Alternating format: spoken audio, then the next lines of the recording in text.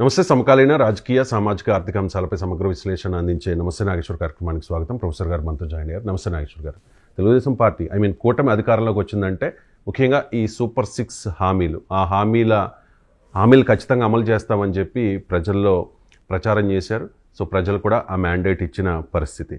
And ఇప్పుడు రాష్ట్ర ఆర్థిక పరిస్థితి బాగాలేదు, నిధులున్నా కూడా హామీలు అమలు చేయడం లేదని కొంతమంది అనుకుంటూ ఉన్నారు అంటూ చంద్రబాబు నాయుడే కామెంట్ చేసిన పరిస్థితి. దీనిపై వైఎస్ఆర్ కాంగ్రెస్ పార్టీ కూడా ఆరోపణలు చేస్తోంది. సార్, అంటే హామీలు అమలు చేయలేక జగన్ మీద నిందలు వేస్తూ ఉన్నారు అంటూ. వాస్తవంగా ఈ సూపర్ 6 అమలులో ప్రాక్టికల్గా చంద్రబాబు నాయుడు ఎదుర్కొనే ఇబ్బందులు ఏంటి అంటే ఏం చెప్తారు? అమలు చేయమని చెప్పలేదు. వాస్తవం, లెటర్స్ బి రియలిస్టిక్. అది సార్, చేస్తాము బట్ ఇట్ టేక్స్ టైం. అమలు చేయము, సాధ్యం కాదు అని చెప్పలేదు. అది చాలా ఇబ్బందిగా ఉంది, అయినా అమలు చేస్తా, వెసులుబాటు వస్తున్న కొద్దీ అమలు చేస్తానన్నాడు. వాస్తవంగా మీరు గత ఎన్నికలకు 20 ఏళ్ళ ఎన్నికలు చూస్తే ఈ హామీలు చంద్రబాబు నాయుడు ఇచ్చినా కూడా జనం నమ్మేవారు కాదు. మొదట్లో మీకు 2009 ఎలక్షన్ తీసుకుంటే 2004 ఎలక్షన్స్ ఒక క్రైటీరియా. 2004 ఎలక్షన్లో రాజశేఖర రెడ్డి అనేక సంక్షేమ పథకాల హామీలతో రంగంలో దిగాడు, ముఖ్యంగా ఉచిత విద్యుత్తో. అప్పుడు చంద్రబాబు నాయుడు దాన్ని వ్యతిరేకిస్తూ ఓపెన్గా మీరు ఉచిత విద్యుత్ ఇస్తే కరెంటు తీగల పైన బట్టలు ఆరేసుకోవాల్సి వస్తుందని కూడా అన్నాడు. ఆయన అప్పుడు నిర్దిష్టంగా నిలబడ్డాడు, సంక్షేమ పథకాలకు వల్ల దుబారా చేయలేం మేము, డెవలప్మెంటే ముఖ్యము అని నిలబడ్డాడు. ఎన్నికల్లో ఓడిపోయాడు కూడా. 2009కి వచ్చే వరకు అర్థం చేసుకున్నాడు, ఇది పూర్తిగా మనలాంటి దేశంలో లిబరలైజేషను, ఎకనామిక్ రిఫార్మ్స్, డెవలప్మెంట్ అంటే సాధ్యం కాదు, వెల్ఫేర్ కూడా అవసరము అని 2009లో ప్రతి ఒక్కరి అకౌంట్లో 2000 రూపాయలు వేస్తాను. అప్పుడు బటన్ నొక్కడం అనేది అప్పటికి ఇంకా మొదలు లేదు. డైరెక్ట్ బెనిఫిట్ ట్రాన్స్ఫర్ డీబీటీ ద్వారా ఎవరి అకౌంట్లోనే వేస్తాను అని ప్రామిస్ చేశాడు. Very significant promise. Rajasekhara Reddy వాస్తవంగా ఏ ప్రామిస్ చేయలే. 7 గంటల విద్యుత్ ఏదో 9 గంటలు అన్నాడు, ఇంకేదో నా పర్ఫార్మెన్స్ ఆధారంగా ఓటేయండి, నేను అదనంగా కొత్త వాగ్దానాలు చేయను అన్నాడు. చంద్రబాబు నాయుడు భారీ వాగ్దానం, ప్రతి ఒక్కరి అకౌంట్లో 2000 వేస్తానన్నాడు. కూటమి కూడా కట్టారు టీఆర్ఎస్తో, వామపక్షాలతో. అయినా ప్రజలు అంగీకరించలేదు, రాజశేఖర రెడ్డికి ఓటేశారు. 2014కి వచ్చే వరకు ఇంకాస్త హామీలు ఇచ్చారు. కానీ 2014లో కూడా పథకాల కోసం చంద్రబాబు నాయుడు ఓటేయలే. చంద్రబాబు నాయుడుకు ఓటేసింది రాష్ట్ర విభజన నేపథ్యంలో రాజధాని లేని రాష్ట్రంగా ఆంధ్రప్రదేశ్ రావడము, కేంద్రం సాయం అనేది కీలకంగా భావించడం, ప్రజలు కేంద్రంలో గెలిచే కూటమిలో టీడీపీ ఉండడము, చంద్రబాబు నాయుడుకున్న పాలనా దక్షత, ఆధునిక హైదరాబాద్ నిర్మాణంలో ఆయనకున్న పాత్ర, వీటిని దృష్టిలో పెట్టుకుని ప్రజలు 2014లో పథకాలతో సంబంధం లేకుండా ఓటేశారు. 2019కి వచ్చే వరకు జగన్మోహన్ రెడ్డి భారీగా మళ్ళీ పథకాల హామీలతో వస్తే టీడీపీ ఓడిపోయింది. ఇది హిస్టరీ. 2024 ఎందుకు హిస్టరీ చెప్పానంటే 2004, 2009, 14, 19 ఈ 4 ఎన్నికలను చూస్తే మనకు చంద్రబాబు నాయుడు పొలిటికల్ ఎవల్యూషన్ అర్థమవుతుంది. సో 2004లో ఉన్న చంద్రబాబు నాయుడు 2024లో ఉన్న చంద్రబాబు నాయుడు 20 ఇయర్స్ గ్యాప్లో మీరు తీసుకుంటే, అంతకుముందు నేను CEO, ముఖ్యమంత్రిని, ఎకనామిక్ రిఫార్మ్స్, ప్రైవేటైజేషను, వీటి గురించే మాట్లాడేవారు. ఆయన పుస్తకం కూడా రాశాడు, ప్లేన్ స్పీకింగ్ అని. మీరు ఆ ప్లేన్ స్పీకింగ్ పుస్తకం చదవండి, చంద్రబాబు నాయుడు రచించిన పుస్తకం. క్లియర్గా వీటన్నిటికీ వ్యతిరేకం, సబ్సిడీలకు, వెల్ఫేర్ స్కీమ్స్కు, ఈ ప్రభుత్వము ఇదంతా దుబారా ఖర్చు, ఉచితాలకు వ్యతిరేకం క్లియర్గా చంద్రబాబు నాయుడు. సో ఆయన మాట్లాడినది కానీ, ఆయన వరల్డ్ బ్యాంక్తో కుదుర్చుకున్న అగ్రిమెంట్లో, చంద్రబాబు నాయుడు ప్రభుత్వం కుదుర్చుకున్న అగ్రిమెంట్లో చూసిన వరల్డ్ బ్యాంక్ ఒక రిపోర్ట్లు అయితే చంద్రబాబు నాయుడు మెచ్చుకుంటుంది. పొలిటికల్ రిస్క్లు కూడా తీసుకొని రిఫార్మ్స్కు కట్టుబడి ఉన్న రాజకీయ నాయకుడు చంద్రబాబు నాయుడు అని 2004కు ముందు వరల్డ్ బ్యాంక్ ఇచ్చినటువంటి రిపోర్ట్లో చంద్రబాబు నాయుడు అప్రిషియేట్ చేస్తుంది కూడా. కానీ చంద్రబాబు నాయుడు పొలిటికల్ ఎవల్యూషన్ తీసుకుంటే క్షేత్రస్థాయిలో గ్రౌండ్లో ఉన్న రాజకీయ పరిస్థితులు, తన రాజకీయ ప్రత్యర్థులు అనుసరిస్తున్న వ్యూహాలను గమనించాక చంద్రబాబు తన వ్యూహం మార్చుకొని తన డెవలప్మెంటు, రిఫార్మ్స్ వీటితో పాటు వెల్ఫేర్ మొదలుపెట్టాడు. వెల్ఫేర్ మొదలుపెట్టి జగన్ కన్నా ఎక్కువ ఇస్తాను అని హామీ ఇచ్చాడు. ఇచ్చినప్పుడు ఒక క్వశ్చన్ వచ్చింది. వైఎస్ఆర్ కాంగ్రెస్ పార్టీ కూడా పెద్ద ప్రచారం ఏం చేసింది, చంద్రబాబు నాయుడు ఇవ్వడు, మోసగాడు, మోసం చేస్తాడు, ఆయన మాట మీద నిలబడడు అని ఒక పెద్ద ప్రచారం వైసీపీ చేసింది. చంద్రబాబు నాయుడు 2009లో హామీ ఇస్తే సంక్షేమ హామీ జనం నమ్మలే, 2024లో హామీ ఇస్తే జనం నమ్మారు. ఏంటి తేడా? ఇది మనకు అర్థం కావటానికి ఏంటి తేడా అంటే, ఒకటి చంద్రబాబు నాయుడు ఎవల్యూషన్ను ప్రజలు కూడా యాక్సెప్ట్ చేశారు. ఎందుకంటే 2004లో చంద్రబాబు నాయుడు పట్ల, చంద్రబాబు నాయుడు పొలిటికల్ పర్సనాలిటీ పట్ల ప్రజల్లో ఉండే ఒపీనియన్ కాస్త 2009 కూడా పోలేదు. అందుకే 2009లో 2,000 రూపాయలు వేస్తామన్నా కూడా జనం యాక్సెప్ట్ చేయలేదు. కానీ 2024కి వచ్చే వరకు చేంజ్ ఏమొచ్చింది అంటే, they have seen Chandrababu Naidu promising in 2009, 2014-19 మధ్య కాలంలో కొన్ని పథకాల అమలు కూడా చూశారు.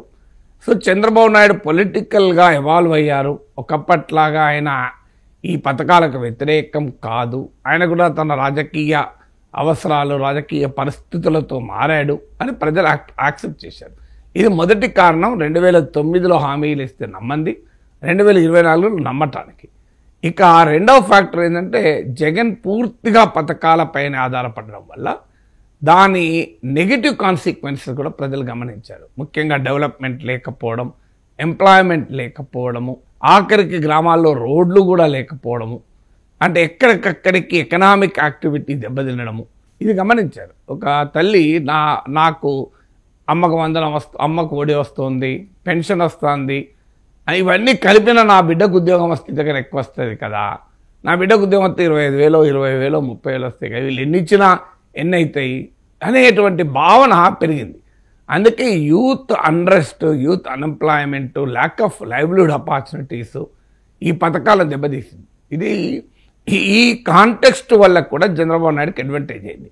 అంటే జగన్మోహన్ రెడ్డి పూర్తిగా పథకాలపైనే ఆధారపడి ఫోకస్ క్యాంపెయిన్ చేస్తే, చంద్రబాబు నాయుడు నేను పథకాలు ఎక్కువిస్తాను, అదే సమయంలో డెవలప్మెంట్ కూడా చేస్తాను అనే వరకు చంద్రబాబు నాయుడు నమ్మారు. మూడవ మార్పు ఏమొచ్చిందంటే, ప్రజల సోషాలజీలోనే చేంజ్ వచ్చింది. 2004, 2009 పరిస్థితులు ఇవ్వలేదు. 20 ఏళ్ళ తర్వాత ప్రజలు ఇప్పుడు ఏం భావిస్తున్నారు అంటే, ఎవడొచ్చినా మాకు పథకాలు అమలు చేయాల్సిందే, వాళ్ళకి ఇంకో మార్గమే లేదు, వాళ్ళకి నచ్చినా నచ్చకపోయినా. అంటే సెన్స్ ఆఫ్ గ్రాటిట్యూడ్ నుంచి కాస్త సెన్స్ ఆఫ్ ఎంటైటిల్మెంట్గా మారింది. సెన్స్ ఆఫ్ గ్రాటిట్యూడ్ ఏంటంటే, ఆ నాయకుడు మంచోడైతే మాకు డబ్బులు ఇస్తాడు అని. ఇది 20 ఏళ్ల కింద. ఇప్పుడు ఏమనుకుంటున్నారు, సెన్స్ ఆఫ్ ఎంటైటిల్ మాకు అక్కదండి, ఎవడైతే ఇవి కాకపోతే ఎవరైనా ఇస్తారు, ఇవ్వకపోతే ఎక్కడ పోతారు అండ్ ఈ భావన ఎప్పుడైతే ప్రజల్లో వచ్చిందో, సెన్స్ ఆఫ్ ఎంటైటిల్మెంట్, అది కాస్త జగన్ నష్టంగా చంద్రబాబు నాయుడుకి లాభంగా మారింది. అంటే నాయకుడి స్వభావంతో సంబంధం లేదు, నాయకుడి దయాగుణంతో సంబంధం లేదు, నాయకుడు ఎవరైనా కానివ్వండి మాకు ఇయ్యక తప్పదు, మా మీద ప్రేమతో ఇస్తాను రా బాబు, ఓట్ల కోరిక ఇస్తున్నారు, జగన్ అయినా ఇస్తారు, చంద్రబాబు నాయుడు ఇస్తారు, ఇంకెవరైనా ఇస్తారు. ఈ పొలిటికల్ సోషాలజీలో వచ్చిన మార్పు కూడా గతంలో చంద్రబాబు నాయుడు ఉచిత హామీలు నమ్మని ప్రజలు 2024లో నమ్మారు. ఈ కాంటెక్స్ట్లో చంద్రబాబు నాయుడు సూపర్ 6ను భారీగా నమ్మారు. ఇప్పుడు ఏం జరుగుతుంది అంటే, ఆ సూపర్ 6 అమల్లో ఎకనామిక్గా, ఫైనాన్షియల్గా పెద్ద ఛాలెంజ్ మొదలైంది. ఎందుకు ఫిజికల్ ఛాలెంజెస్ ఎందుకు ఈ తెలియదా చంద్రబాబు నాయుడు తెలిసిన ఎన్నికల సమయంలో ఎన్నికల్లో గెలవటానికి హామీలు ఇస్తుంటారు. ఇవాళ కూడా తెలంగాణ రాష్ట్ర ప్రభుత్వం, రాష్ట్ర ముఖ్యమంత్రి అన్నట్టు ఫ్రంట్ పేలో వచ్చింది, మేము ఆర్థిక పరిస్థితి తెలియక హామీలు ఇచ్చామని. తెలియక హామీలు ఎవరు ఇవ్వరు, అందరికీ తెలుసు. ఎందుకంటే బడ్జెట్ డాక్యుమెంట్లో ఉంటుంది, కాగ్ నివేదికల్లో ఉంటుంది, అందరికీ తెలుసు. కానీ హామీలు ఇచ్చేటప్పుడు తప్పదు కదా, మన రాజకీయ క్షేత్రంలో నేను 2024లో అధికారంలోకి వస్తే వెసులుబాటు చూసుకొని 2027లో నేను అమలు చేస్తానని ఎవరైనా చెప్తే ప్రజలకు అర్థమవుతుందా? ఇప్పుడు ఉచిత మనకు 2 రూపాయల కిలో బియ్యం అని రామారావు పథకం పేరు పెట్టాడు. ఏంటి నిజంగా 2 రూపాయల కిలో బియ్యం కాదు అది పథకం. పథకం ఏంటంటే, రామారావు పిలిచి, బ్రదర్ ఏంటి పరిస్థితి, ప్రజలకు మనం చౌకగా ఇస్తాం. ఎందుకంటే తమిళనాడులో ఉండొచ్చు, తమిళనాడులో అక్కడ ద్రవిడియన్ మూమెంట్ ఒక ప్రధానమైన అన్నాదురై ఇన్ఫ్లుయెన్స్, అక్కడ ఈ చౌక బియ్యం పథకం అమలైంది. అది ప్రత్యక్షంగా చూసిన రామారావు, పక్కవాడి క్షుద్బాధ తీర్చడమే ప్రభుత్వాల పని అని, బ్రదర్ ఏం సంగతి అన్నాడు. అంటే ఏం లేదు సార్, ఇంకో ఈ 4 రూపాయలకు మనకు ఫుడ్ కార్పొరేషన్ ఆఫ్ ఇండియా నుంచి కేంద్ర ప్రభుత్వం ఆహార ధాన్యాలు కేటాయిస్తుంది, అయితే సగం భారాన్ని మనమే పోతాం, మిగతా సగం ప్రజలు కడతారు అని 2 రూపాయల కిలో చేశాడు.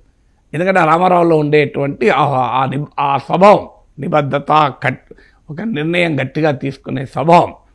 సో వెంటనే అది ₹2 కిలో బియ్యంగా రూపమెత్తి ఇక తర్వాత వచ్చినప్పుడు దాన్ని ముట్టుకోలేకపోయాడు. అది ₹4 పోయి ₹20 అయింది. అది అయినా కూడా అది అలాగే ఉంది. అంటే ఒక పొలిటికల్ కమ్యూనికేషన్లో ₹4కు కేంద్రం ఇస్తుంది, దాంట్లో 50% రాష్ట్రం పెట్టుకుంటుంది, ₹2 మీరు వసూలు చేస్తారని చెప్తారా? ఎవరైనా చెప్తే అర్థమైంది జనానికి.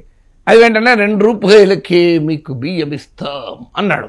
అది చౌక బియ్యం పథకం అని చెప్పి మామూలు ఊపురాలే కదా. అది ఇప్పటికీ ఇష్టాలుగా ఇప్పటికీ కూడా అలాగే మిగిలిపోయి ₹1 కిలో బియ్యం అయింది తప్ప అది పెరగలే.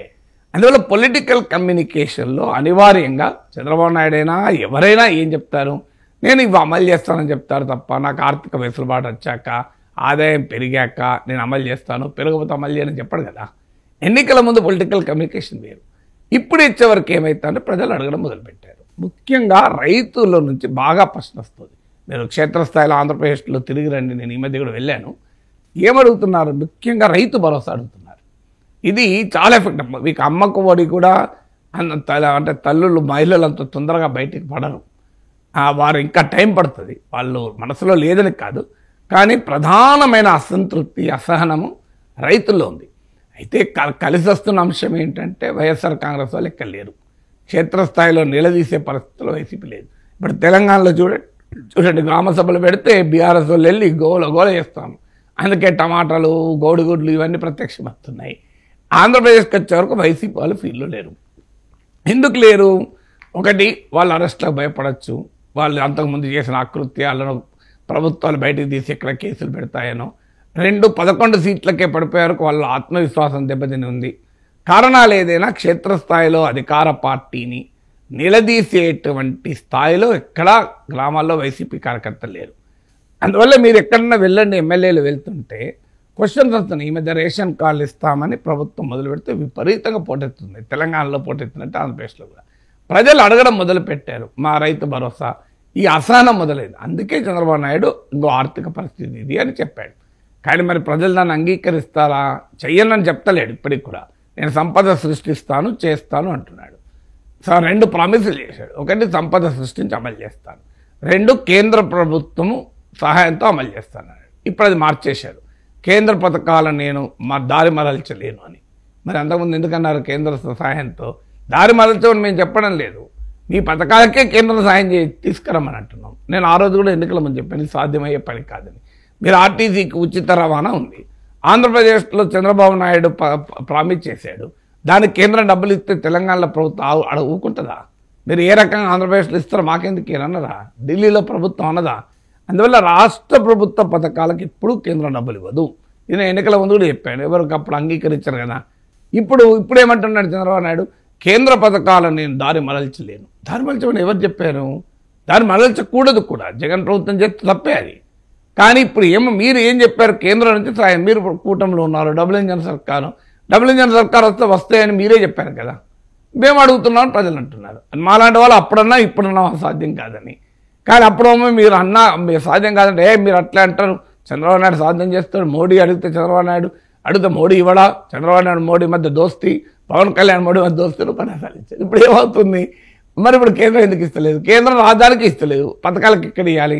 రాజధానికి కూడా ప్రపంచ బ్యాంక్ నుంచి అప్పిప్పించింది తప్ప డబ్బులు ఎక్కడ ఇచ్చింది? సో ఇప్పుడు కేంద్రం పథకాలు, కేంద్రం బీజేపీని అడిగారని కాదు, అసలు ఎవరు చెప్పారు అది మా మేనిఫెస్టోనా? మేము ఇచ్చామా? మా సిద్ధార్థ సింగ్ పుట్టుకున్నాడు ఆ మేనిఫెస్టోను, టచ్ కూడా చేయలే. మోదీ ఫోటో కూడా మోడీ ఫోటో కూడా లేదు దాని మీద. మోడీ ఫోటో ఉందా? లేదు కదా. మరి మా మేనిఫెస్టోనే కాదు అది, మాకేం సంబంధం అని బీజేపీ అంటారు. మీ రాష్ట్రంలో మేము ప్రామిస్ చేయలేదు, చంద్రబాబు నాయుడు ప్రామిస్ చేస్తే మేము ఏకీభవించలేదు. అందుకే ఆ ప్రెస్ కాన్ఫరెన్స్లో కూడా మా సిద్ధార్థ సింగ్ దూరాన కూర్చున్నాడు, ముట్టుకోలే, జాయింట్ గ్రూప్ ఫోటో కూడా రాలే. సో మరి ఇవన్నీ బీజేపీ వాళ్ళు చెప్తున్నారు. అందువల్ల కేంద్రం నుంచి డబ్బులు పథకాలకు వచ్చే ప్రసక్తి లేదు. ఇక రెండోది సంపద నేను ఎన్నికల ముందు కూడా చెప్పాను, సంపద రాత్రి సృష్టించబడుతుందా? సంపద సృష్టి ఇది టైం కన్స్యూమింగ్ ప్రాసెస్. సంక్షేమ పథకాలకు టైం ఉండదు, తెల్లారి నుంచి అమలు చేయాలి. ఈ సవాలు ఇప్పుడు చంద్రబాబు నాయుడు ఎదుర్కొంటున్నాడు. సంపద సృష్టించగలడా చంద్రబాబు నాయుడు? నేను దాంట్లోకి వెళ్ళడం లేదు. ఆయనకున్న అనుభవం సంపద సృష్టిస్తానని చెప్తున్నాడు, లెట్ us బిలీవ్ హిమ్. కానీ అది ఒక్కరోజు ఎట్లా జరుగుతుంది సంపద? మీరు ఇవాళ సంపద సృష్టించి మొదలు పెడితే రేపు పొద్దున అవుతుందా? సో వెంటనే మార్పు వస్తుందా? ఎలా వస్తుంది? ఎకనామిక్ గ్రోత్ అనేది ఒక పీరియడ్ ఆఫ్ టైం ఉంటుంది. నువ్వు అకస్మాత్తుగా 5% వృద్ధి రేటును 50% చేయలేము కదా, 20% చేయలేము కదా. అందుకే ఇప్పుడు ఏమంటున్నారు, ఇంకా చూడండి జగన్ ఆర్థిక పరిస్థితిని నాశనం చేశాడు, అందుకే నాకు వెసులుబాటు లేదు, వెసులుబాటు వచ్చినప్పుడు వస్తాను ఒకటి. రెండవ స్ట్రాటజీ ఏంటి, వికసిత భారత్, వికసిత ఆంధ్రప్రదేశ్ 2047, 2025 గురించి అడగకుండా ఉండాలని ఏం చేయాలి, 2047లో ఇస్తా, 2047లో ఆంధ్రప్రదేశ్ను అద్భుతంగా తీర్చిదిద్దుతా. ఆ ప్రామిస్ చెప్తే ఏమైతుందంటే 2025లో ఏమైందో అడగరు జనం. కానీ అడగరా, గతంలో విజన్ 2020 అనుభవం ఉంది మనకు. విజన్ 2020 అంటే 2020 గురించి మాకెందుకాయే, మా 2003 కావాలి, 2002 కావాలన్నా ప్రజలు 2004లో వ్యతిరేకం తీర్పు చెప్పారు. తెలుగుదేశంకి అర్థం కావాల్సింది అంటే ప్రజల్ని మీరు భవిష్యత్ చిత్రం చూపెడితే ప్రజలు యాక్సెప్ట్ చేయరు. ప్రజలకు వర్తమాన చిత్రం చూస్తుంటారు కదా రోజు. జరిగింది కదా ఇదివరకు 2020 విజన్ 2020 అని అంటే ప్రజలు ఏమన్నారు, 2020 కాదేమో 2002 సంగతి చెప్పు, 2003 సంగతి చెప్పు అన్నారు. ఇప్పుడు ఏమంటున్నారు, వికసిత ఆంధ్రప్రదేశ్ 2047 అంటున్నారు. అది ప్రజలకు యాక్సెప్ట్ కాదు. ప్రజలు వర్తమానాన్ని బట్టి రియాక్ట్ అవుతారు. ప్రజలు 2040 దాకా తెలుగుదేశం పవర్లో ఉంటుందని నమ్ముతారా? 22 ఏళ్ళు ఉంది. ప్రజలు ఇవాళ అడిగితే రేపటికి ఆలోచిస్తారు తప్ప 22 ఇయర్ తర్వాత రాష్ట్రం ఎలా ఉండాలి, ఎలా ఉంటుంది అని ఆలోచించి ఇప్పుడు రియాక్ట్ అవుతారా పొలిటికల్గా? అందువల్ల ఈ సవాల్ ఉంది ఖచ్చితంగా. అది ఇచ్చిన హామీలు ఉన్నాయి, ఆడ ఆర్థిక వనరులు లేవు, ప్రజల నుంచి ప్రశ్నించడం మొదలైంది. ఫార్చునేట్లీ ప్రతిపక్షం గట్టిగా లేదు. అందువల్ల ఈ కాంటెక్స్ట్లో సూపర్ 6 పైన చంద్రబాబు నాయుడు మాట్లాడు. కానీ ఇప్పటికీ నేను ఇవ్వమని అనలేదు, ఇవ్వమంటే ప్రజలు యాక్సెప్ట్ చేస్తాను రెడీగా లేరు. Right sir.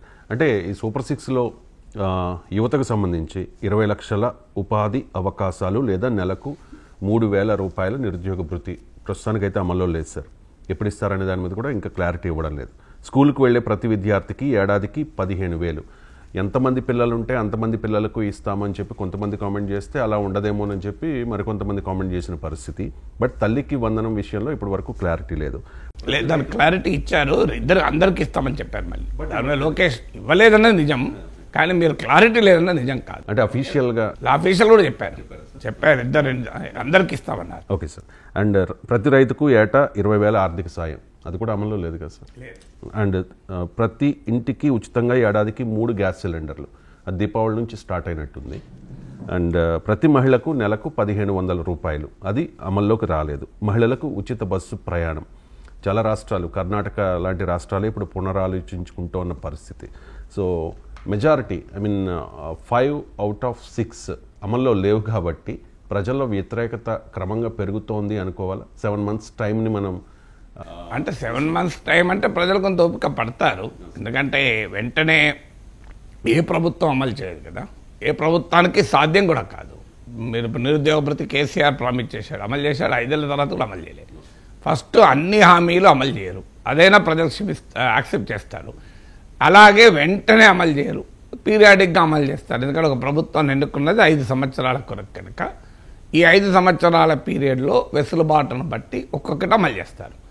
ఇప్పుడు సమస్య రాదు. సమస్య ఏమవుతుంది, రోజులు గడుస్తున్న కొద్దీ ప్రజల్లో అసహనం మొదలవుతుంది. ఎందుకు ఇప్పుడు నేను చెప్పాను మీకు ఆల్రెడీ రేషన్ కార్డుల కొరకు భారీగా అప్లికేషన్లు వచ్చాయి.